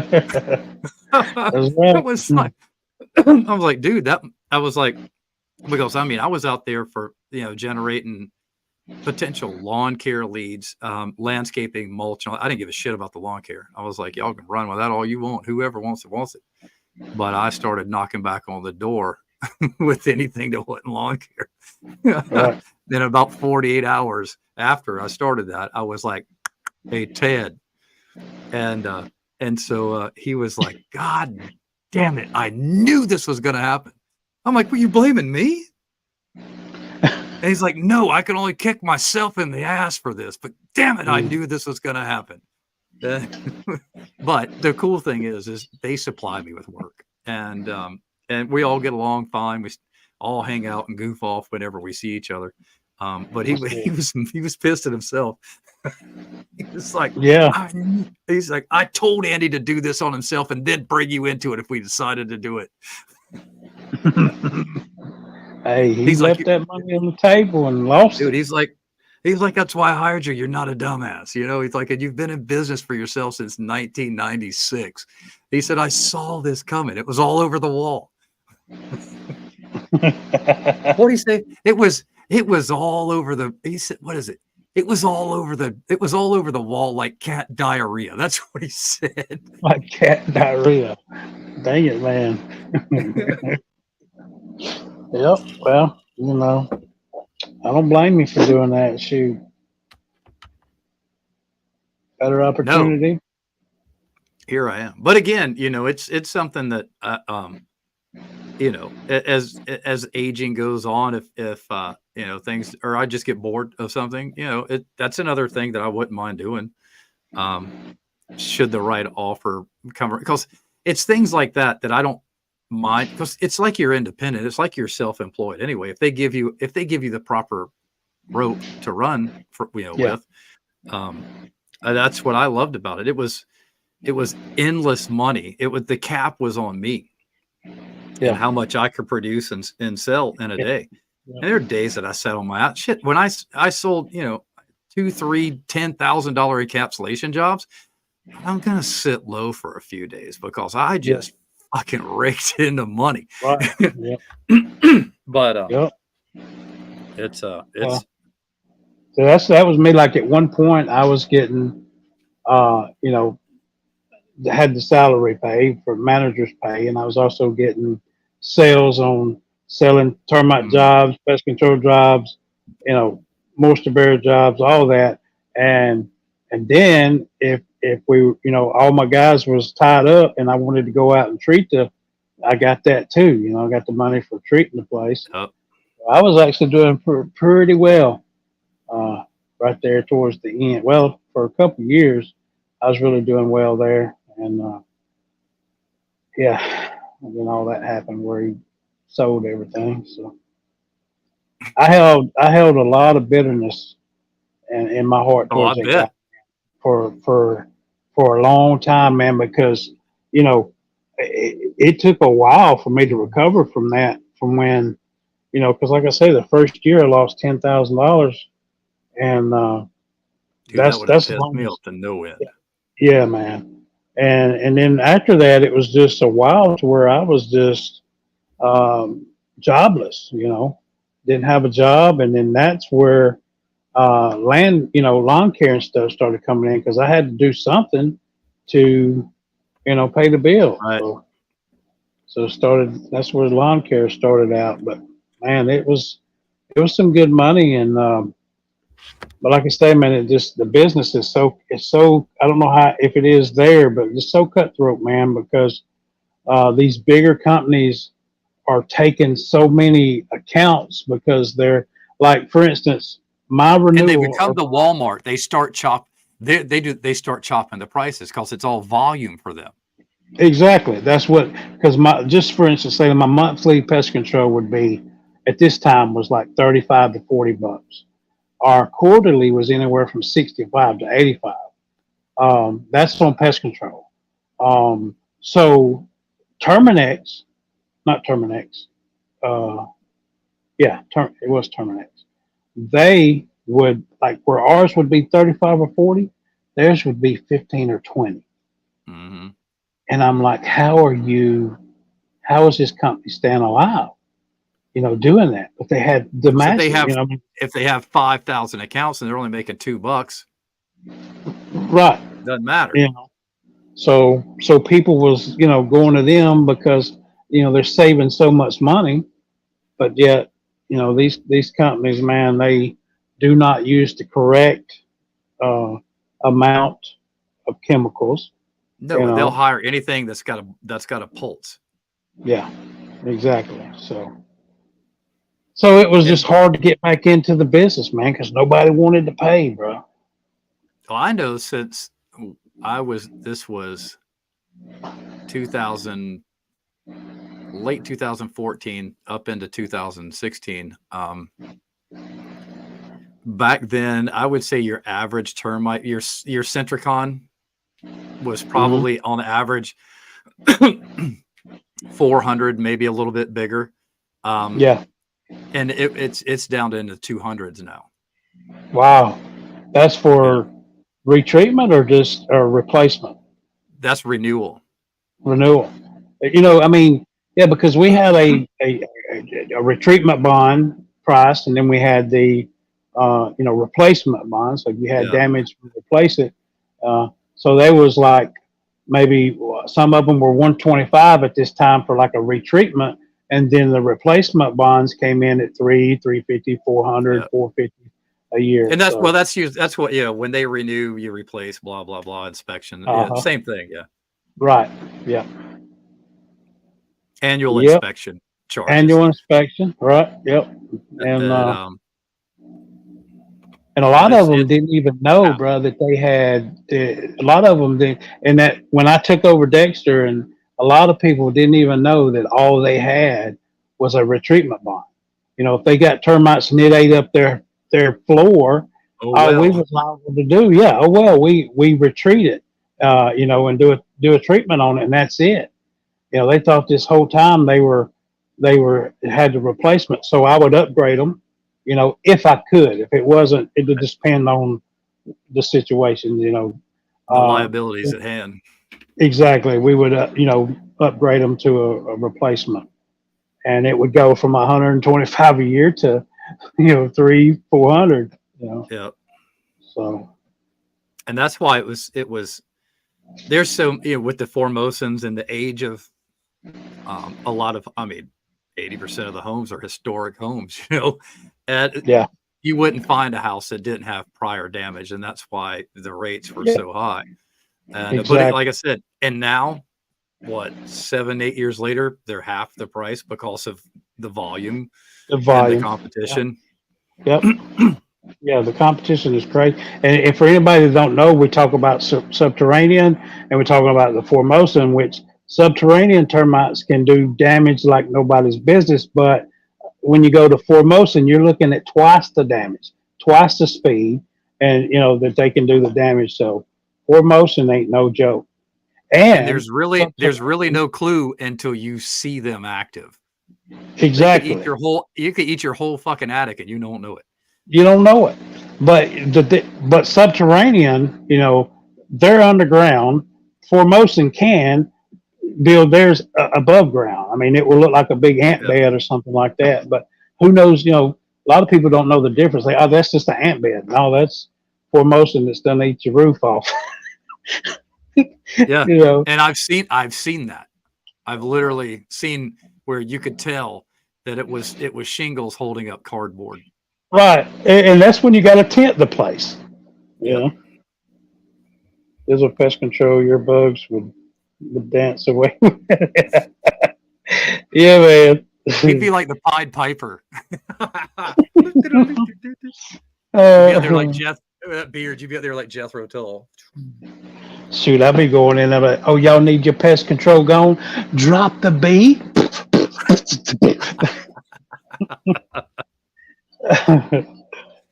Drop the bait. There you go. Drop the bait. Damn, we should start a business, float. Yeah, we Thanks, should, Virgil. bro. Thanks, brother. Bait's If where if it's at, man. what we didn't make off of actual business, I bet TikTok would have a blast with it. Yeah, exactly, bro. That's great, man. Appreciate you, Uh, Virgil. but It's a good business, man. Like I said, if I were to say shit on all this and shit on the headaches, it's a business that I would still seriously look at, provided I'm in sales and nothing else. Yeah. But and I know for a fact that I could call Atlantic back up and dude, they'd hire me before I could hang the phone up. Yeah. Like I said, I'm still in touch with all them, and as a matter of fact, his son-in-law is from here in Georgetown and drives down to there every day. Right. And I always see Sean and stuff, so it would be real easy for me. But again, that comes back to in a business world, making friends, making Yeah. acquaintances that maybe they're not your best friends in the world, but it's not because they couldn't be. It's just because circumstances. They're over here in this world. They're not in your house much, or you didn't grow up with them like you did with Beardus Gamer, and I did with Scott and others as well. It's just but that doesn't make them any less important. They're still good people doing good things, and like I said, life just kind of prevents you from maybe becoming better friends, but it doesn't mean there's not good memories, Exactly. Yeah. That's like What Ryan, man, the one guy that I trained there at Dexter, man. He's solid dude. I mean, like, we used to stay in contact all the time, and over the years it just kind of got less and less. But he can see a post on Facebook, or I see a post of him and his kids or something. His kids are on a fishing team at school, so I keep up with that. So I can send him a text right now, and it's like I was saying earlier, it's like we never missed a beat, man. We just be back and forth. So yeah, friendship, man, is very important.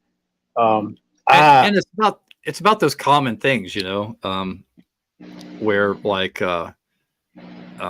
just to reference back to Scott a good bit on my end is the fact it's the history and where that history comes from and how it got there. There's a totally different world when you and a friend have known each other up to our ages, and the things you did when you were 10, 11, and 12 years old. That those memories are deep, man. That's in your growing years. Right. It's different than somebody you meet when you're in your 30s. There's a history by the time you're in your 50s, but y'all weren't lighting fires in the woods together. Y'all didn't discover the lighter together, Right. Yeah.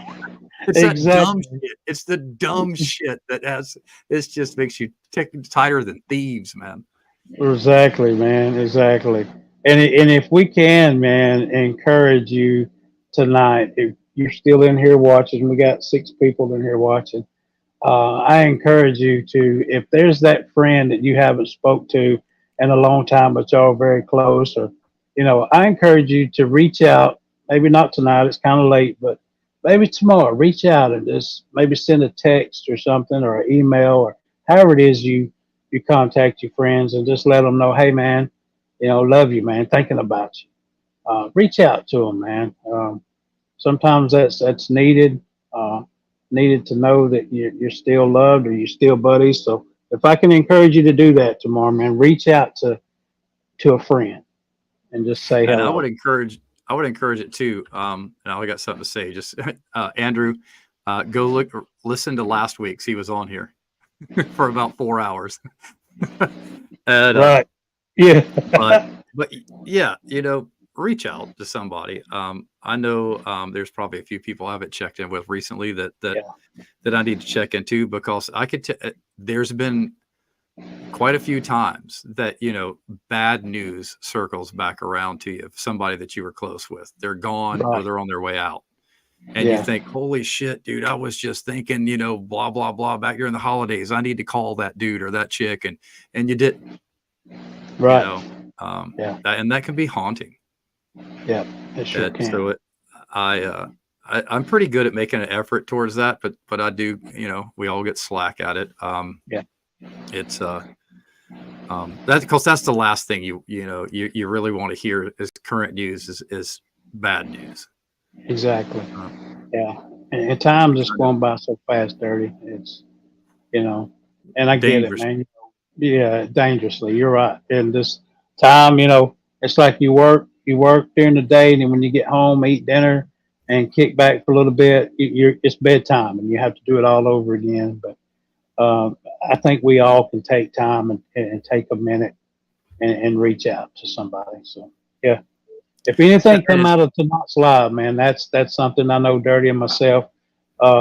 Reach out to somebody. Reach out and touch someone. Hey. Well, everybody, we're right at the 2-hour mark. Probably a good place to dip out of here. I hope you all had a good time. Thank you for sticking around. Thank you for just even dropping in for a few minutes. Like I said, it's going to take us some time to get the proper oil and greasing in the cogs of these wheels. Yeah. But we're trying to conquer one little wheel at a time. We're going to be adding some things. Hopefully soon we'll have some merch, and just kind of grow this channel. Do us a favor and share it out too. Just text a friend and say, hey man, it's just a chill place. No telling what the hell we're going to talk about. It's the podcast about everything yet nothing at all. But come add some substance because we will pick up your topic. We're not afraid of that. We're not glued once we get on here. Got some stuff in the works too, guys, that you guys are gonna trip out over. You're gonna love it. You don't want to miss it now. It's a blast from the past. I'll just say that. So y'all need to stay tuned. Yeah. That's right, man. A lot of there's some people in here they're gonna get in here one night and go, no shit.